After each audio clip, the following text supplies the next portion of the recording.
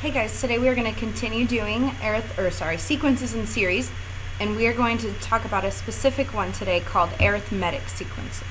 Okay, so we're going to ask, how can I find the nth term, or the formula, and partial sum of an arithmetic sequence? Okay, so before I talk about the direct formula, I want to kind of talk about what makes an arithmetic sequence. And so both of these, I'm going to tell you right now, are arithmetic sequences. And if you look at them, you can tell that this guy right here, every single time, is adding 3. Okay, and if you see this one over here, every single time, we're just adding 4. So in order for this to be an arithmetic sequence, okay, arithmetic, kind of like arithmetic, you have to be increasing or decreasing by a constant number. So we could be adding a negative number each time too. That makes it arithmetic. So arithmetic, we're just adding, we're subtracting the same number every time. It's kind of like a linear function. And so in order for us to find the nth term, or the formula for this, this is going to be our formula. Okay, so this is the direct formula if they ask you for the nth term. So when I look right here, all these pieces have parts, right? This guy is your nth term. Okay, so that's saying a sub n, a sub 7, something like that. This one right here is always going to be your first term. A is always going to be your first term, and sometimes you're going to see that denoted as a sub 1. This right here, this D, means the common difference. And I always think in this one, the common difference, and it's multiplied by my letter, it's just like the slope of your line. So you're thinking, what am I adding or subtracting every time? Who knows what just happened? Okay, so that's the slope of my graph. And then finally, n, your variable in there, that's just what term number you're on. So if I said I want the 7th term, I'd plug in n equals 7. Okay, so this is the formula you use. Let's do a couple practices. Let's find that nth term. So right here on this first guy, if I wanted to find the nth term, if I wanted to find the formula that I could use to find any term in this sequence, again, what you need to know in order to write it is you need to know your first term. My first term is just 2. And then I need to know what my common difference is. And we just found that every time I'm adding 3. So I go ahead and I plug that in. I have a sub n equals 2 plus 3 times n minus 1. Okay, this is a perfect equation. You also could do your distribution and simplify this down to be a sub n equals 3n minus 1. And that would look kind of like those linear equations that you've been doing way back in Algebra 1.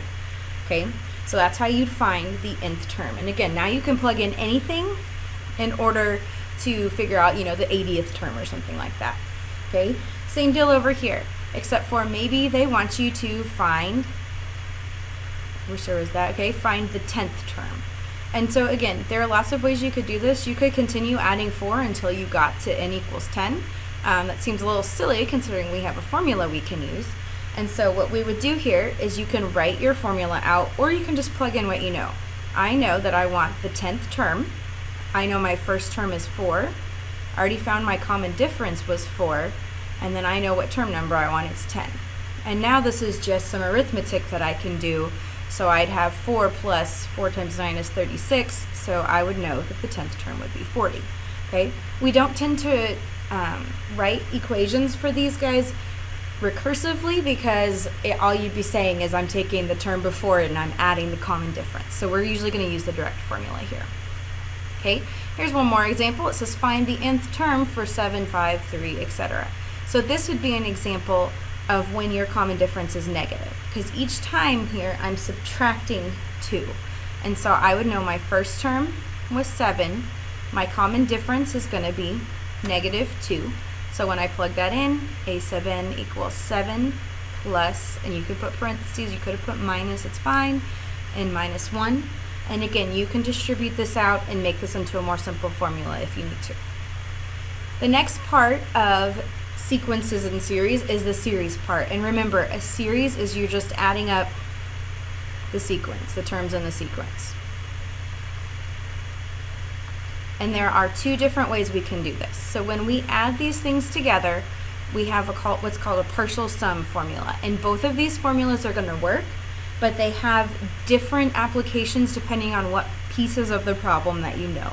And so all of these letters still mean the same thing, This S sub n, just remember, is the sum of the first n terms. That's a terms, I tried. Okay, your n is still your term number. A is still your first term, or A sub 1, and A sub n is that last term, so it's the nth term. Okay, so again, these both are going to work, they just have different applications depending on what you were given. So let's do this example, and I'm going to solve it with both ways. So we have find the sum of the first 30 odd numbers, and in case you didn't know what that was, it would be 1, 3, 5, 7, etc., all the way up to the 30th odd number. And so I'm actually going to use the second one first, the second formula first, in order to solve this, because if I wanted to find S sub 30, that's the sum of the first 30 in the sequence, I know that my n, my number of terms, is going to be 30 divided by 2. I'm going to take 2 times my first term, which is just 1, and then I'm going to add on my common difference. And every single time with my odd numbers, you notice I'm adding 2, so my common difference is 2. And finally, n minus 1 is 30 minus 1. I guess I should make that a bracket. So then this is just some math that you have to do. So this would be 15 times 2 plus 2 times 29. And once I type that into my calculator, I would get that the sum was 900. Okay, so if I didn't know the last term, but I knew how many I needed, I would use the second formula. Okay, so that was me solving using the second formula. Now, if I solved using the first formula, the biggest issue here is that I know my n, okay, I know that I want 30 terms, I know my first term is 1, but I don't know what my nth term is. I don't know what that last term is. So I would have to use my formula in order to find it. So A sub 30, to find the 30th term in the sequence, I'd have to use that beginning formula, the direct formula we talked about in the beginning, with my first term is 1, or A, my common difference was 2, and then I plug in 30 minus 1. Now if you notice, this formula actually is kind of in the other formula, it's built in, because we already solved something similar to this.